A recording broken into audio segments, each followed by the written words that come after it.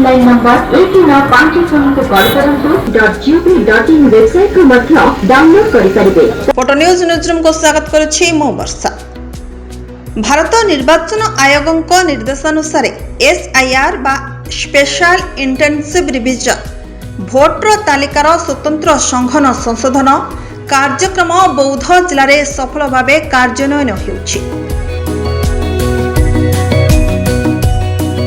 ଏହି ବିଶେଷ ସଂଶୋଧନ ଅଭିଯାନର ମୂଳ ଉଦ୍ଦେଶ୍ୟ ହେଉଛି ଭୋଟର ତାଲିକାକୁ ଅଧିକ ସଠିକ, ସ୍ୱଚ୍ଛ ଏବଂ ତ୍ରୁଟିମୁକ୍ତ କରିବା।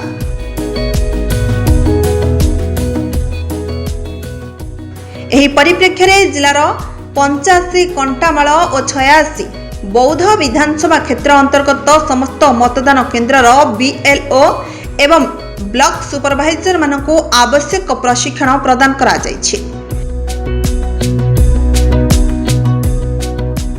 घरे घरे पहुंची योग्य मतदाता नाम संयोजन, मृत एवं स्थानांतरित भोटर मानकर विलोप सहित तथ्य संशोधन कार्य संपूर्ण स्वच्छता एवं निरपेक्षता सह करा जाउछि।